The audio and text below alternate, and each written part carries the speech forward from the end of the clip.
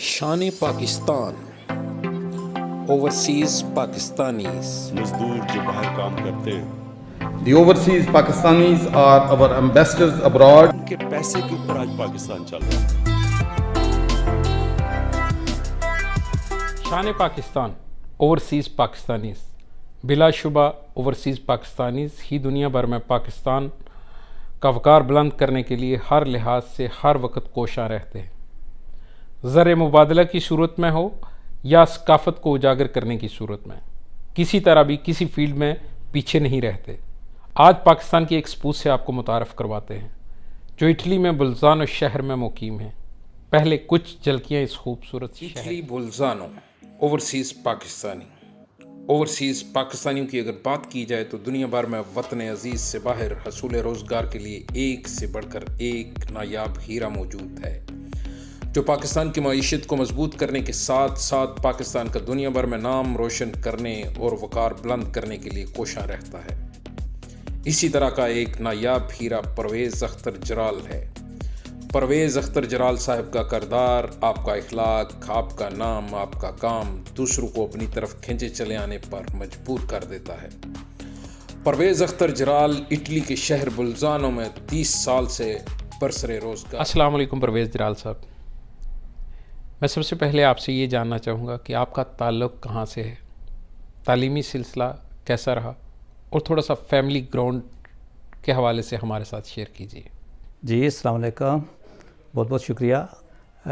मेरा तल्लक आज़ाद कश्मीर ज़िला बिम्बर से है और कोट जैमल से मेरा तल्लक है। तो मैंने एक यूनिवर्सिटी से ग्रेजुएशन की थी। तो मेरा फैमिली ग्राउंड जो है वो ये है कि मैं एक जराल राजपूत ख़ानदान से तल्लक रखता हूँ। हम 47 में मकबूजा कश्मीर से आज़ाद कश्मीर में माइग्रेट हुए थे। तो मेरे दादा जान लेफ्टिनेंट मिर्ज़ा ग़ुलाम मोहम्मद शेर जंग साहब का चेयरमैन थे। उनका एक अपना मकाम था, उन्होंने लोगों की बहुत खिदमत की हुई है। वो सियासी लिहाज से भी और समाजी कामों की वजह से वो काफ़ी मशहूर थे। आज़ाद कश्मीर के जो पहले सियासी लीडर होते थे उनमें उनका शुमार होता था, लेकिन वो मुखलिस लीडर हुआ करते थे, लोगों का काम करना अपना फ़र्ज़ समझते थे। तो उसी जज्बे के तहत हम भी यहाँ पे थोड़ा सा यही घर वालों की, घर की याद तो आती होगी। जी, घर वालों की याद तो बहुत आती है, चूँकि ये मुल्क भी हम इसलिए आए थे कि अपने घर वालों के लिए, अपने मुल्क के लिए, अपने बहन भाइयों के लिए कुछ खिदमत कर सकें। चूँकि वहाँ पे मैं समझता था कि इतने मौके शायद ना मिलें जो बाहर आके हम यहाँ पे अचीव कर सकते हैं। तो ज़ाहिर है याद तो हर वक्त आती है, बल्कि 24 घंटे याद आती है। जब हम यहाँ पे कोई काम करते हैं तो ध्यान तो हमारा अपने मुल्क में ही होता है, अपने वालिदैन के पास, अपने भाइयों के पास, अपनी बरादरी में, अपने इलाके में ही होता है। 30 साल से आप इटली में मुकीम हैं, कभी सोचा था कि यहाँ उम्र गुजर जाएगी? असल में देखें जी, मैं 85 में आया था। मेरे वालिद साहब कुवैत होते थे, उनकी ख्वाहिश थी कि मैं पढ़ने के लिए जिधर भी जाऊँ पढ़ने के लिए जाऊँ। तो उस वक्त तो इतनी प्रॉब्लम, माशी भी प्रॉब्लम नहीं थी, अल्लाह का फजल करो मैं कि आज भी नहीं है। तो मैं 85 में पढ़ने के लिए अमेरिका जा रहा था। तो रास्ते में चूँकि दोस्त जर्मनी में थे तो उन्होंने कहा कि जर्मन से आप अमेरिका ज़रूर जा सकते हैं पढ़ने के लिए। जब जर्मन आए तो जर्मन का माहौल इस तरह हुआ कि हम वो जर्मन के माहौल में ही गुम हो गए। इसके बावजूद मैं 96 में अमेरिका गया था, लेकिन सैर के लिए, पढ़ने के लिए तो ना जा सका। तो मैं फिर इधर ही जर्मन से 1 साल गुजारने के बाद स्विट्ज़रलैंड में चला आया। स्विट्ज़रलैंड 4 साल मैंने गुजारे ऐसे ही। तो अच्छा वक्त वो भी था, अब भी माशाल्लाह अच्छी वक्त है।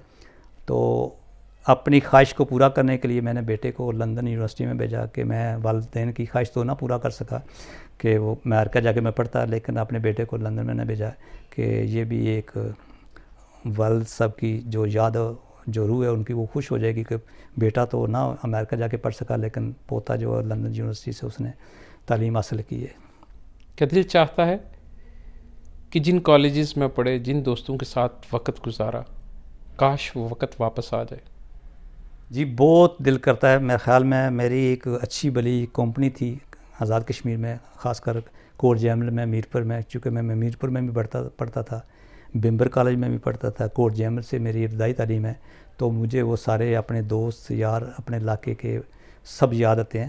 تو دل تو چاہتا ہے کہ اب بھی یہ سب کچھ ان کو خیر بات کہہ کے اپنے علاقے میں جاؤں، لیکن چونکہ یہاں پہ فیملیز رہ رہی ہے، بچے رہ رہے ہیں، ساتھ ہیں، انہوں نے وہ تو نہیں دیکھا ہوتا جو ہم نے دیکھا تھا. اس لیے ہماری تو کوشش ہوتی ہے کہ کوئی اس طرح کا چانس بنے کہ ہم اپنے ملک میں جا کے اپنے بہن بھائیوں کے ساتھ رہیں، اپنے ملک کی خدمت وہاں پہ رہ کے کر سکیں. یادیں تو انسان کا کبھی پیچھا نہیں چھوڑتی. گاؤں کو مس کرتے ہیں؟ بالکل. میں اپنا کوٹ جیمل جو ہے اس کو کبھی مس نہیں کر سکتا، کیونکہ میں بازار میں گھومتا پھرتا تھا، ہر دکان پہ میرا آنا جانا تھا، ہر ایک کے ساتھ میری السلام علیکم تھی، ہر ایک کے ساتھ کھیلنا، خاص کر ڈرافٹ کھیلنا. یہ میرے جتنے بھی پرانے ساتھی ہوتے تھے ان کے ساتھ میرا یہ بہت اچھا ٹائم گزرا ہے، بہت اچھی لائف میری گزری ہے، جو بلکہ پوری لائف ہی اللہ تعالیٰ نے میرے لیے ایک بہت ہی خصوصی مجھ پہ کرم نوازی کی ہوئی ہے کہ مجھے دنیا میں کسی چیز کی کبھی کمی نہیں آئی. آپ کا تعلق آزاد کشمیر سے ہے، پاکستان سے ہے، وہاں کوئی سیاست کے ساتھ تعلق رہا؟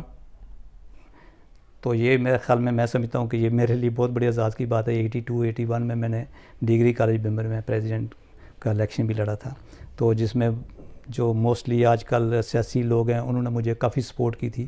مرزا شفیق صاحب جو ہیں انہوں نے مجھے کافی اس وقت سپورٹ کی تھی. چودھری باقی جو میرے دوست کلاس فیلو ہیں آج ماشاءاللہ آزاد کشمیر کی اسمبلی میں بھی بیٹھے ہوئے ہیں، چیف سیکرٹری کے عہدے تک ہیں، مال افسر بنے ہوئے ہیں، ڈائریکٹر جنرل ہیلتھ میں میرے کلاس فیلو ہیں، میرے اچھے دوست ہیں. پروفیسر صاحبان جو ہے وہ میری بڑی خصوصی میری ان سے گفتگو رہتی تھی. تو میرا بڑا اچھا ایک جو ماضی ہے گزرا ہے وہ دوستوں کے ساتھ، ان کے ساتھ بھی دوستانہ ماحول رہا، چاہے وہ پرنسپل ہوں کالج کے یا پروفیسر ہوں یا ٹیچر ہوں، ہیڈ ماسٹر ہوں.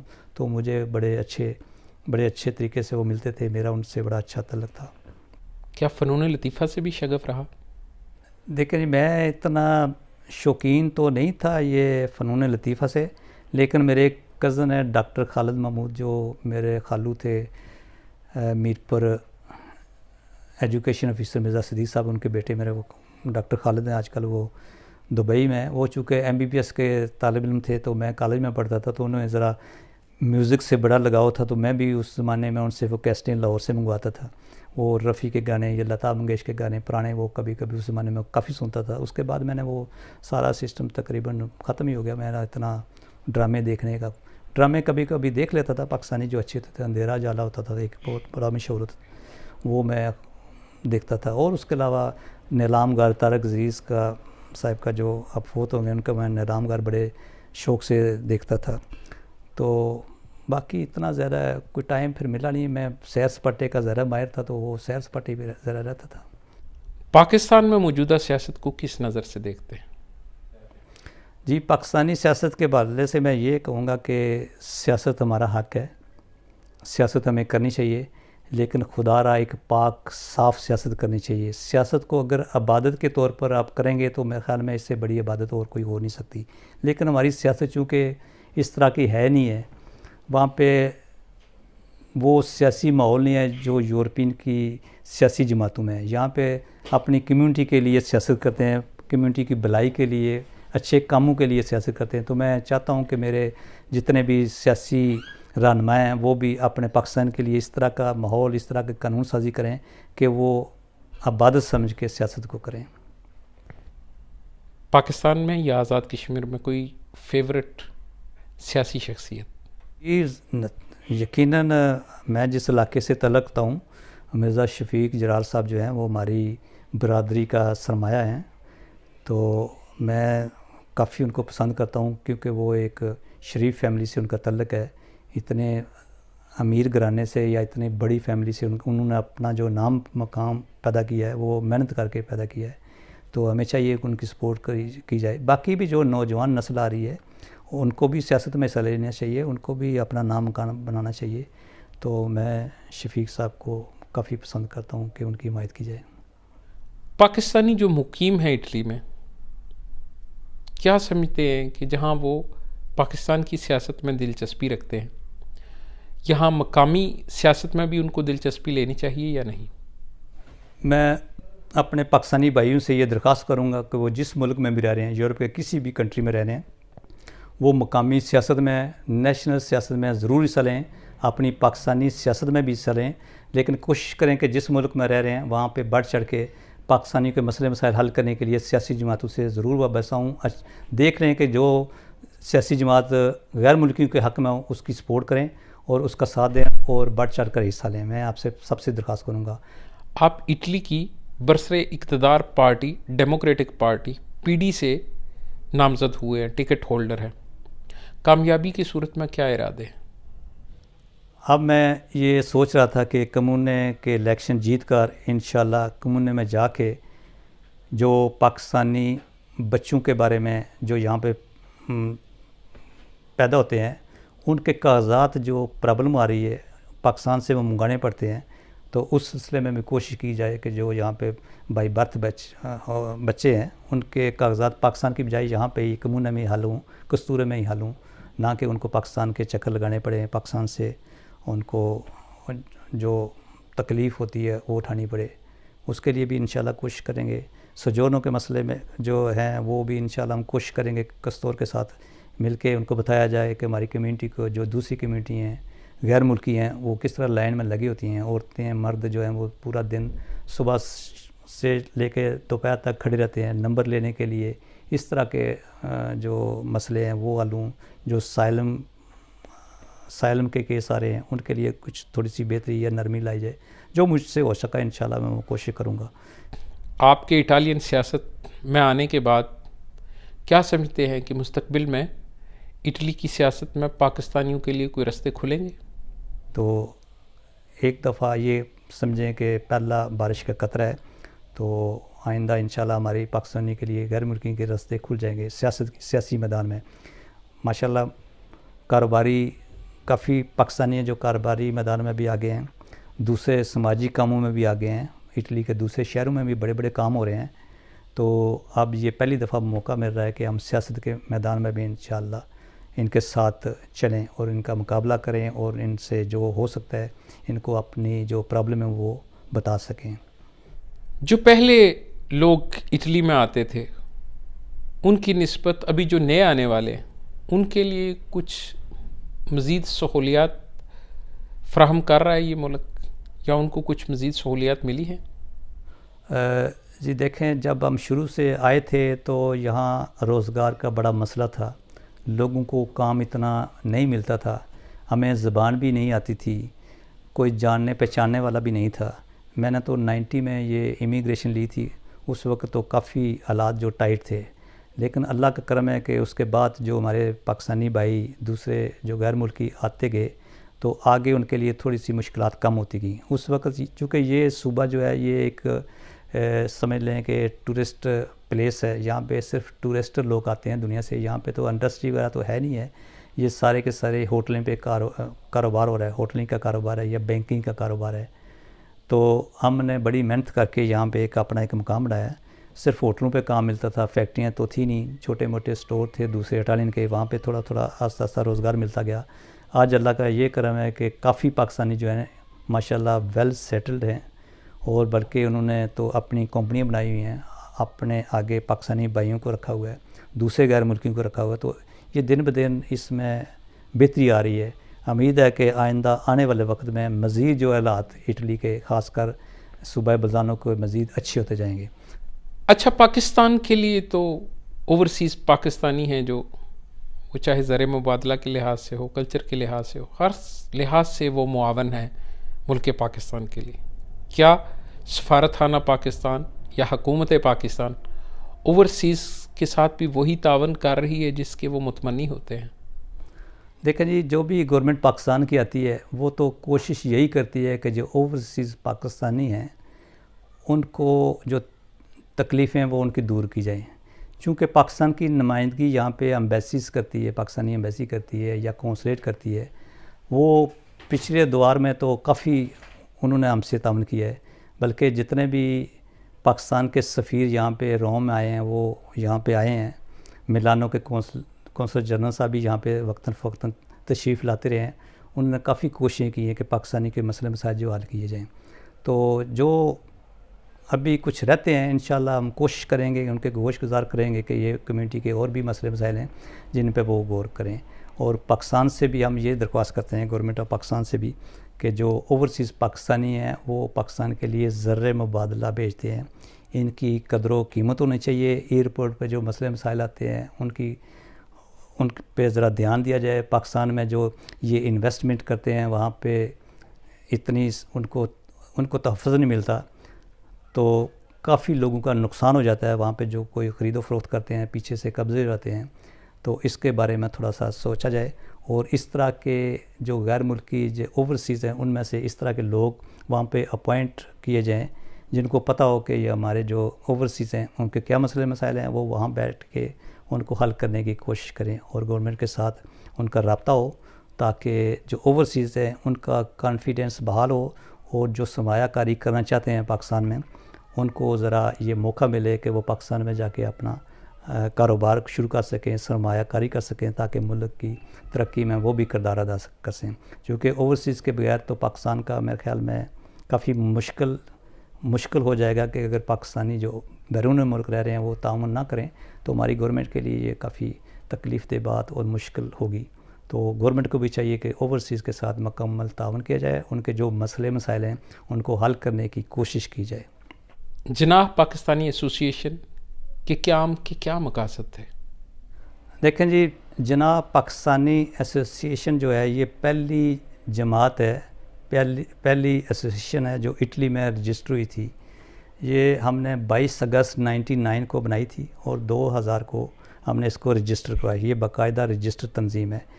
یہ اس کی ضرورت اس لیے آئی تھی کہ ہمارے کافی مسئلے مسائل ہوتے تھے جو ایک دو آدمی اکیلے اس کو ہینڈل نہیں کر سکتا تھا, حل نہیں کر سکتا تھا. تو ہم نے ایک تنظیم بنائی جس میں سارے پاکستانی اس میں شامل ہوئے اور اس کو رجسٹر کروایا گیا. باقاعدہ ایک ہمارے پاس دفتر ہوتا تھا جہاں پہ ہم سارے پاکستانی کی رجسٹریشن کرتے تھے کہ کتنے پاکستانی کس جگہ پر رہ رہے ہیں, کیا کیا مسئلے مسائل ہیں. تو اسی پلیٹ فارم سے ہم نے اسی جناح ایسوسی کے پلیٹ فارم سے ہی ہم نے مسجد بھی تعمیر کی ہے اسی کے نام پہ, جس میں سارے پاکستانیوں نے بڑھ چڑھ کے حصہ لیا ہے. آج تک وہ حصہ لے رہے ہیں. وہاں پہ باقاعدہ ہم نے ایک امام صاحب بھی رکھے ہوئے ہیں جو باقاعدگی سے وہاں پہ نماز کا بندوبست کرتے ہیں, بچوں کو پڑھانے کا دینی جو تعلیم ہے اس کا بندوبست کرتے ہیں. تو وہاں اسی پلیٹ فارم سے ہم فنکشن جتنے بھی ہوتے ہیں, پاکستانی تہوار جو منائے جاتے ہیں اسی پلیٹ فارم سے مناتے ہیں. تو اکثر و بیشتر جو روم سے یا میلانو سے ہمارے سفارتکار ہیں وہ یہاں پہ تشریف لاتے رہے ہیں. ایک دفعہ ہم نے پاسپورٹ بنوانے کے لیے موبائل ٹیم بھی یہاں پہ منگوائی تھی.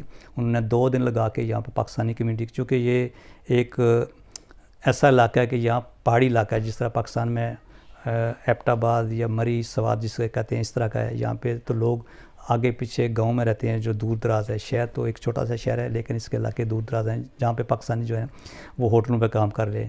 ان کے لیے بہت مشکل تھا کہ وہ روم یا میلانو میں جا کے اپنے ڈاکومنٹس جو ہیں وہ کلیئر کریں. تو ہم نے امبیسڈر صاحب سے ایک دفعہ ریکویسٹ کی تھی, مرزا قمر بیگ صاحب تھے, اس سے پہلے ظفر ہلالی صاحب تھے. تو انہوں نے ہم پہ شفقت کی. انہوں نے کہا کہ ٹھیک ہے, یہ پہلی آزمائش کرتے ہیں کہ بلزانوں میں ہم موبائل ٹیم بھیجتے ہیں. تو روم سے انہوں نے موبائل ٹیم بھیجی تھی. تو ہم نے کافی لوگوں کے پاسپورٹ یہاں پہ 2 دن میں بنوائے تھے. لوگوں کو ان کی دہلیز پہ پاسپورٹ ملے تھے. اس کے بعد قونصل جنرل طارق ضمیر صاحب تھے میلان میں, ان سے ریکویسٹ کی تو انہوں نے اپنی ایک ٹیم بھیجی تھی جنہوں نے نادرا کے جو شناختی کارڈ ہیں اس کو بنانے کے لیے یہاں پہ وہ 2 دن رہے ہیں. تو انہوں نے کافی لوگوں کے شناختی کارڈ بنائے تھے. اس کے علاوہ انہوں نے بہت زیادہ تعاون کیا. جو بھی بلزانوں, چونکہ دور دراز علاقہ ہے روم سے اور میلانو سے, تو یہاں سے جو بھی آدمی میلان یا روم جاتا تھا اس کو پہلی پریفرنس دی جاتی تھی. ان کو پتہ تھا کہ یہ لوگ کتنی دور سے آتے ہیں. تو یہاں پہ کام کرنے والے اتنے زیادہ وہ چھٹی ہوٹلوں سے ملتی نہیں تھی. 1 دن کی چھٹی ہوتی تھی, 2-3 دن سفر میں لگ جاتے تھے. تو انہوں نے کافی ہمارے ساتھ تعاون کیا ہے. اس کے باوجود ہم نے اس طرح بھی ہوا ہے کہ روم سے مرزا قمر بیگ صاحب تھے ایمبیسڈر اس وقت. تو انہوں نے بولا کہ آپ یہاں کے لوگوں کے پاسپورٹ اکٹھے کر کے تو روم ایک آدمی کو بھیج دیا کریں تو ہم ان کو بنا کے دے دیا کریں گے. تو انہوں نے بڑی مہربانی کی. ہم نے یہاں پہ پاسپورٹ سب لوگوں کے اکٹھے کرتے تھے تو ایک آدمی جاتا تھا روم سے, وہ پاسپورٹ بنوا کے لے آتا تھا. تو اس طرح کے ہم نے کافی سارے کام جو ہے نا 20-22 سال سے, جو میں گنوانا چاہوں تو میرے خیال میں آپ کے پاس اتنا ٹائم نہیں ہوگا. تو اس طرح کے یہ کام ہم کرتے رہے ہیں. تو اسی کا صلہ ہے, اسی کی وجہ سے یہاں کی جو پارٹی ہیں وہ بھی دیکھتی ہیں کہ کون سے آدمی, کون سی تنظیم جو ہے وہ سوشل کام کر رہی ہے اپنی کمیونٹی میں جس کا اپنا نام ہے یا غیر ملکی میں ان کا نام ہے. تو پاکستانی کمیونٹی یہاں پہ سر فہرست ہے جس کا گورنمنٹ لیول پہ بھی یہاں اچھا نام, خاصا نام ہے. تو اس کا یہ نام بنانے کے لیے ہمیں کافی محنت کرنی پڑی ہے. تو آج اللہ کا شکر ہے کہ ہمیں انہوں نے اس کا ایوارڈ بھی دیا ہے اور مجھے انہوں نے پارٹی کا ٹکٹ دے کے تو امیدوار بھی بنایا ہے. تو انشاءاللہ کامیابی ہماری ہوگی. تو آئندہ بھی انشاءاللہ اس طرح کے جو کام موقع ملا تو انشاءاللہ ہم کام کرتے رہیں گے. پروگرام شان پاکستان کے لیے کیا کہیں گے؟ جی بہت خوشی ہوئی ہے کہ یہ سن کے کہ آپ ماشاءاللہ پاکستانی کمیونٹی کے لیے جو دیار غیر میں بس رہے ہیں ان کے لیے اپنے شان پاکستان ایک پروگرام شروع کر رہے ہیں. تو یہ بہت اچھا پروگرام ہے. اس میں پاکستانی کمیونٹی جو دیار غیر میں رہ رہی ہے اس کے لیے آپ پروگرام کر رہے ہیں. تو میں اس کو اپریشیٹ کرتا ہوں اور ہمیں چاہیے کہ بڑھ چڑھ کے اس میں حصہ لیں اور جو آپ کی خدمات ہیں اس کو ہم خراج تحسین پیش کرتے ہیں. تو انشاءاللہ یہ کامیاب آپ کا ایک پروگرام ہوگا شان پاکستان. میری دلی دعا ہے کہ اللہ تعالیٰ اس کو دن دگنی اور رات چگنی ترقی دے اور پاکستانی کو مسئلہ مسائل حل کرنے کے لیے آپ کی جو کوششیں ہیں وہ برابر ثابت ہوں. پرویز جلال صاحب آپ کا بے حد شکریہ.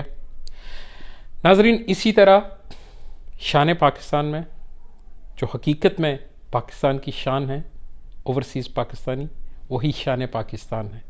سو اس پروگرام کو دیکھیے اور آنے والے پروگرامز میں بھی آپ کے بہت ہی دل دادا ہر دل عزیز وہ شخصیات جو کہ پاکستان سے دور پردیس میں اپنے ملک کے لیے اپنے لوگوں کے لیے ہر وقت اس کوشش میں ہوتے ہیں کہ پاکستان کا ایک برائٹ فیوچر ہے جو اس کے لیے وہ اپنا ایک کردار ادا کر سکیں. سو دیکھتے رہیے شان پاکستان. شان پاکستان اوورسیز پاکستانی. شان پاکستان اوورسیز پاکستانیز. मजदूर जो बाहर काम करते हैं The overseas Pakistanis are our ambassadors abroad. उनके पैसे के ऊपर आज पाकिस्तान चल रहा है.